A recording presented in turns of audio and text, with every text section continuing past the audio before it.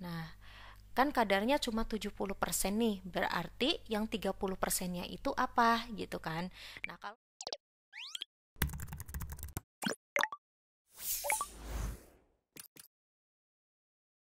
Oke adik-adik, masih bersama Kak Agil. Nah, kali ini kakak akan bahas submateri tentang kadar suatu zat.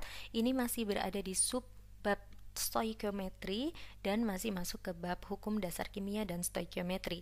Nah, kadar zat di sini maksudnya itu adalah jumlah zat dalam suatu campuran seperti itu ya. Biasanya ini ditanyakan dalam persen atau misalkan dalam satuan massa dan lain sebagainya.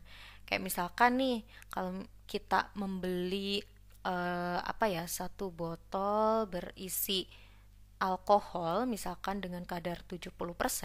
Nah ya, misalkan di sini kita punya alkohol kadar 70%. Nah, itu tuh maksudnya apa gitu kan? Artinya yang misalkan alkoholnya itu di sini volumenya 100 mili.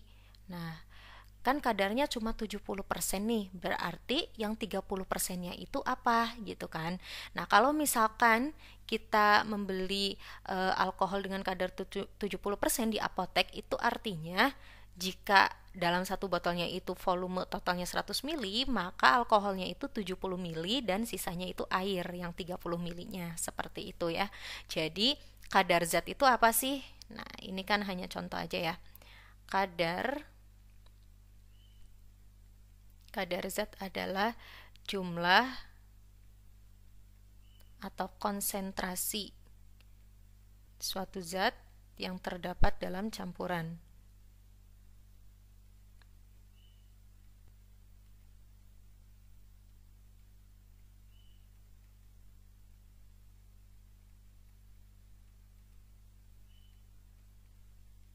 Dalam campuran. Nah, campurannya ini bisa berupa larutan, bisa berupa suspensi, terus juga dia bisa berupa sampel gitu ya. Nah, ini maksudnya apa gitu. Oke. Jika ini kakak pakai pemisalan ya. Jika terdapat senyawa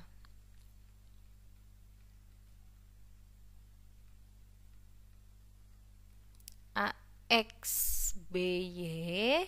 Nah, maka di sini ketika kita ingin menentukan kadar persen dari unsur A, maka kita bisa cari dengan cara X dikali ARA, kita bandingkan dengan MR dari senyawanya. Senyawanya itu berarti AXBY.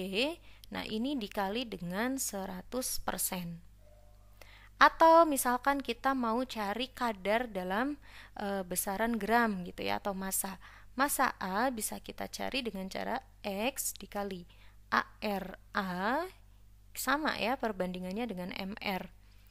MR AXBY, nah ini dikali gram atau massa dari senyawanya yaitu AXBY. Nah, yang mendasari rumus ini adalah hukum dasar kimia. Oleh karena itu, kenapa penting sebelum kita mempelajari stoikiometri itu kita mempelajari dulu hukum dasar kimia, karena hukum dasar kimia ini yang akan mendasari perhitungan-perhitungan dalam kimia seperti itu ya. Nah, khususnya untuk menentukan kadar suatu zat itu kita apa namanya pelajari hukum perbandingan tetap oleh yang dinyatakan oleh Proust ya. Nah, oke. Kembali lagi tadi ke contohnya. Misalkan kita punya larutan alkohol 100 mili, berarti di sini kita bisa menentukan apa namanya kadarnya gitu ya. Bisa juga dinyatakan dalam mili. Jadi kalau misalkan kita mau menguraikan dalam 100 mili ini berarti ada apa?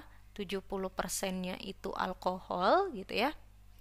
Nah, ini terus yang 30%-nya itu berarti air. Seperti itu. Biasanya kan kalau larutan alkohol itu campuran alkohol dan air gitu.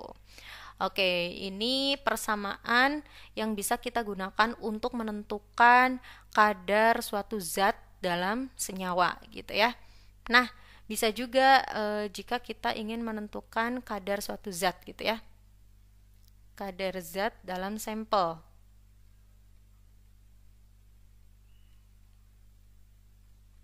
misalkan kita punya sampel batuan yang mengandung unsur tembaga gitu ya, logam tembaga. Maka kalau misalkan ditanyakan berapa kadar tembaga dalam sampel batuan tersebut. Nah, di sini kita bisa gunakan persen zat itu sama dengan massa zat ya yang akan kita cari kadarnya dibagi dengan massa sampel dikali 100%.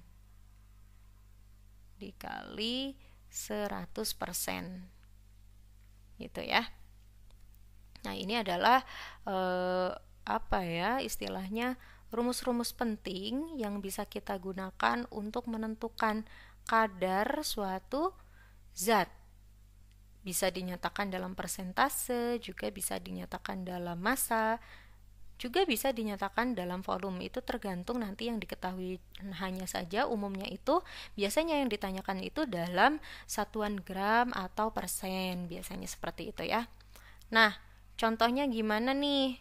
Misalkan kita pengen menghitung jumlah N dalam senyawa dalam N2O4. Misalkan diketahui di sini AR dari N itu 14, kemudian oksigen itu 16. Nah, misalkan kita mau menghitung kadar nitrogen dalam N2O4, maka kadar nitrogen sama dengan, nah di sini N-nya itu ada 2, berarti 2 kali ARN kita bandingkan dengan MR dari N2O4 dikali 100% gitu kan, maka akan sama dengan 2 kali 14 dibagi MRN2O4 berarti kan 28 ya. 2 kali 14 28 ditambah 16 kali 4 itu 64, maka dijumlahkan 12 dapat 92 ya. 92 dikali 100%. Nah, ini nanti tinggal adik-adik lanjutkan perhitungannya gitu ya.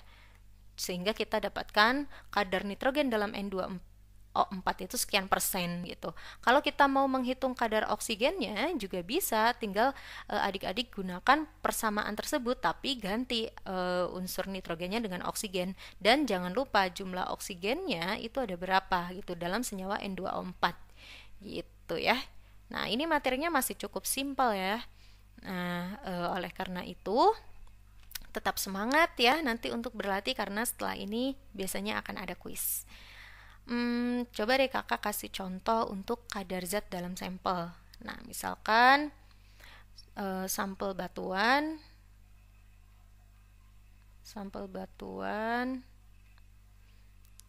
sebesar berapa gram ya, misalkan 10 gram mengandung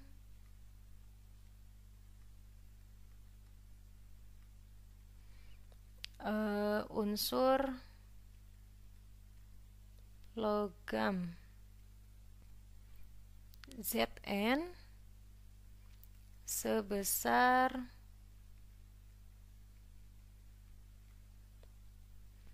berapa nih? Misalkan 4 gram. Maka kadar Zn dalam sampel adalah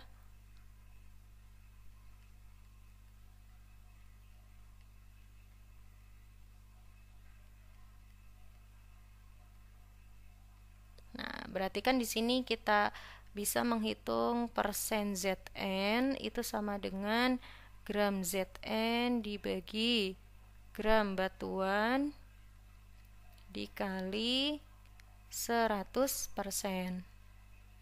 Nah, sama dengan 4/10 dikali 100. Hasilnya adalah 40%. Seperti itu ya, ini contoh simpelnya. Nanti kalau misalkan adik-adik ingin berlatih lebih banyak, kita punya kuisnya, oke? Tetap semangat untuk berlatih karena belajar saja tidak cukup. Nah, sampai bertemu di materi selanjutnya.